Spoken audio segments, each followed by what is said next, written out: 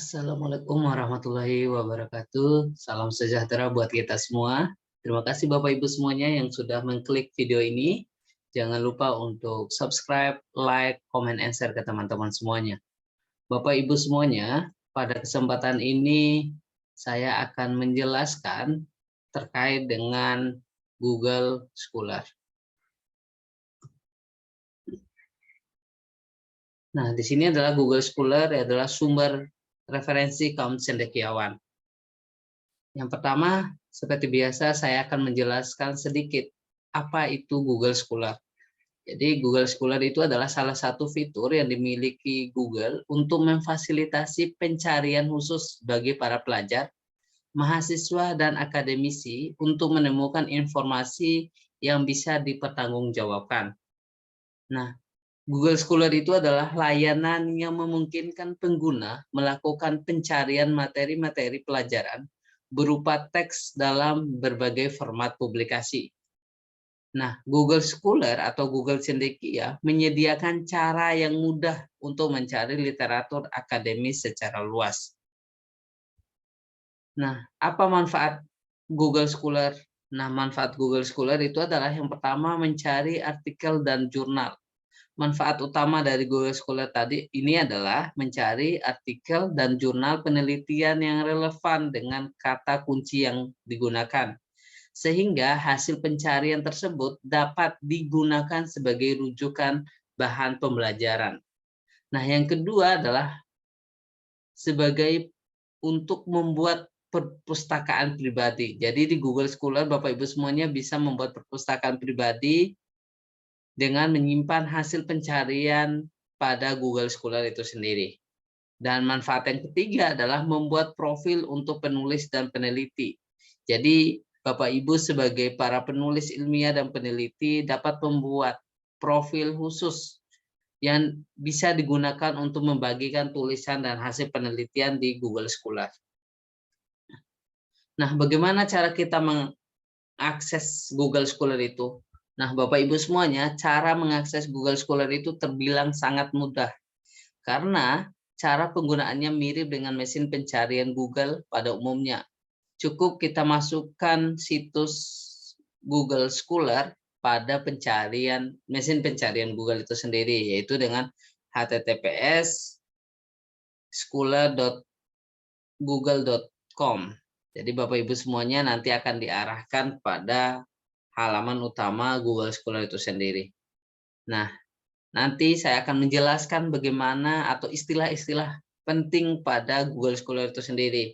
Nah, beberapa istilah yang akan kita bahas adalah yang pertama adalah fitur kutipan. Nah, fitur kutipan yang berada pada Google Scholar memudahkan penulis untuk melacak kutipan yang digunakan atau kutipan orang lain pada artikel mereka.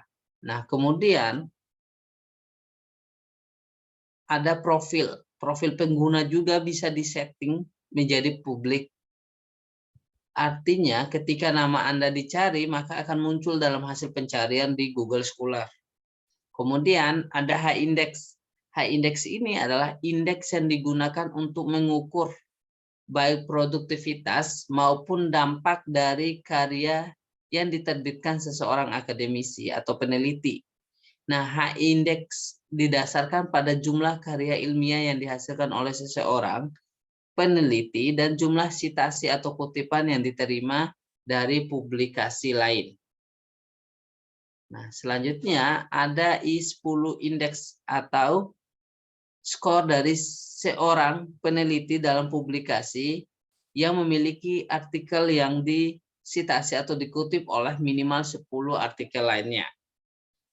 Nah, itulah beberapa istilah penting pada Google Scholar. Nanti lebih jelasnya saya akan menjelaskan dengan memberikan tutorial pada website Google Scholar itu sendiri, Bapak Ibu semuanya. Nah, ini adalah kita akan mencoba bagaimana kita mengakses dan melihat istilah-istilah itu pada Google Scholar. Nah, kita masuk di Google Chrome, kemudian kita cari Scholar. Nah, kita enter. Nah, di sini nah kita Nah, pertama muncul ada seperti ini Bapak Ibu semuanya. Jadi di sini Google Cendekia. Jadi di sini ada kita untuk mesin pencarian di sini kita bisa mencari judul apapun. Jadi nanti kita coba misalnya pengaruh model discovery. Nah, nanti akan muncul nih Bapak Ibu semuanya beberapa jurnal terkait dengan pencarian kita terkait dengan model discovery. Jadi banyak sekali jurnal-jurnal di sini terkait dengan pencarian kita. Nah, di sini juga selain ini kita akan bisa lihat beberapa hal penting tadi Bapak Ibu semuanya. Di sini kita bisa menyimpan, misalnya kita ini adalah pengaruh model discovery learning terhadap pemahaman konsep IPA dan sikap ilmiah siswa SMP. Jadi ketika kita mau koleksi judul ini atau ilmiah jurnal ini, kita bisa simpan Bapak Ibu semuanya. Dengan klik simpan, nanti akan diarahkan untuk kita simpan di sini Bapak Ibu. Jadi diselesaikan. Nah, kemudian kita bisa melihat kutipnya juga. Jadi di sini tujuannya adalah untuk melihat daftar pustakanya nanti. Jadi Bapak Ibu semuanya jika mau buat jurnal atau apa, jadi tidak perlu lagi untuk membuat daftar pustakanya karena di kutip ini tanda petik 2 ini udah ada standar penulisan daftar pustaka sesuai dengan aturan apa. Nah, kemudian di sini kita bisa lihat dirujuknya, jadi ini dirujuk 146 kali oleh artikel lain. Kemudian selanjutnya kita bisa lihat artikel terkait juga terkait dengan judul ini. Jadi bisa kita save juga kalau mau di save. Nah, selanjutnya Bapak Ibu semuanya juga bisa melihat profilnya, my profile di sini. Jadi di sini my profile. Nah, di sini Bapak Ibu semuanya bisa update profilnya. Jadi di sini bisa diedit namanya siapa, afiliasinya di mana, bidang minatnya apa, kemudian email untuk diverifikasinya apa. Jadi nanti tinggal disimpan Bapak Ibu semuanya. Nah, setelah itu Bapak Ibu semuanya juga bisa menambahkan pengarang bersama. Jadi ini adalah saran mereka untuk penyusunan bersama.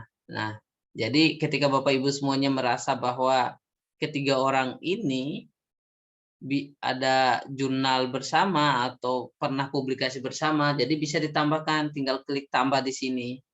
Nah, kalaupun memang tidak ada, berarti ini diabaikan Bapak Ibu semuanya.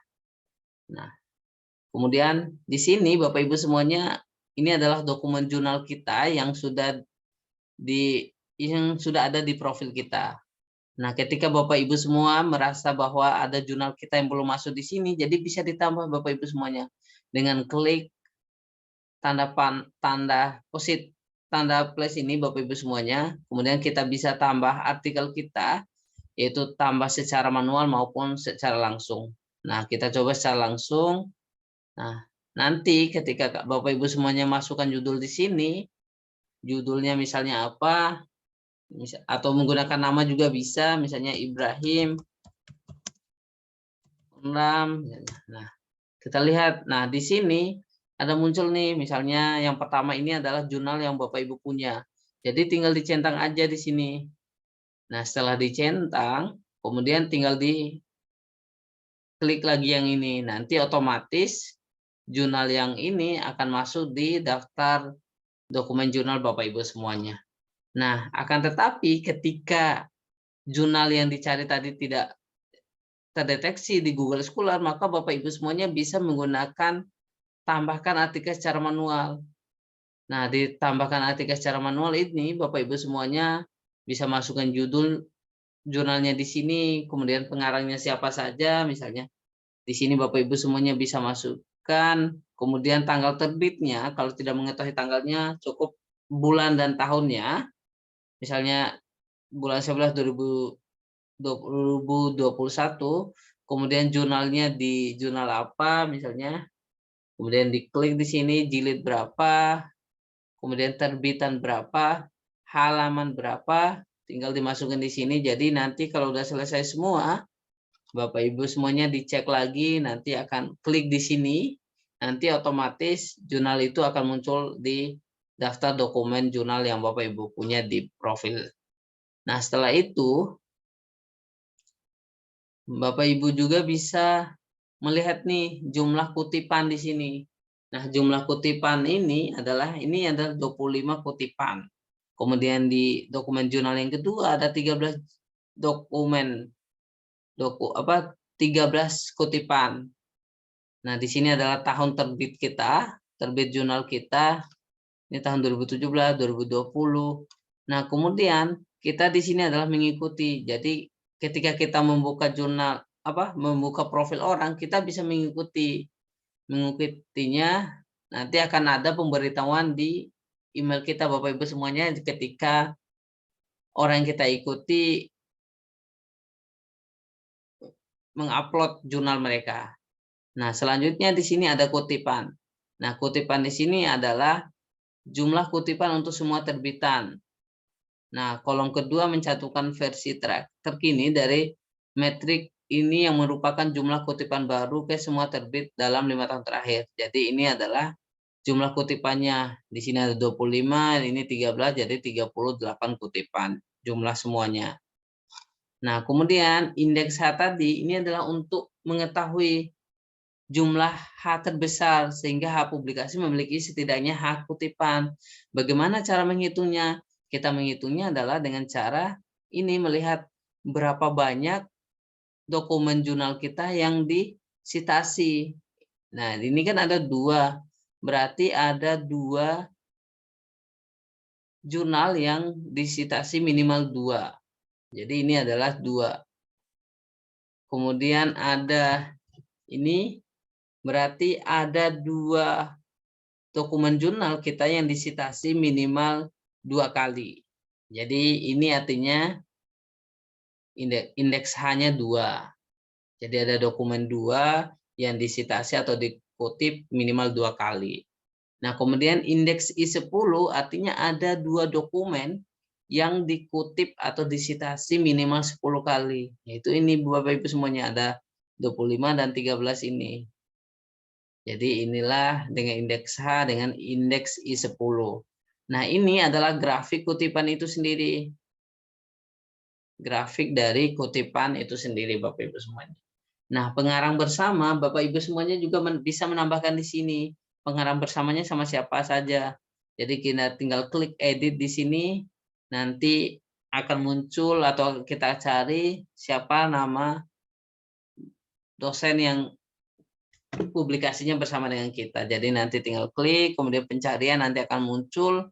Kalau udah muncul, misalnya ini Bapak Ibu semuanya, nah nanti tinggal ditambah di sini, klik tambah di sini Bapak Ibu semuanya. Nah, kalau sini nanti akan muncul di sini pengarang bersamanya. Nah, itu aja mungkin Bapak Ibu semuanya yang bisa saya informasikan atau share terkait dengan Google Scholar. Jadi Bapak Ibu semuanya bisa dari sekarang bisa membuat Google Scholar-nya, profilnya di Google Scholar. Jadi terima kasih. Assalamualaikum warahmatullahi wabarakatuh.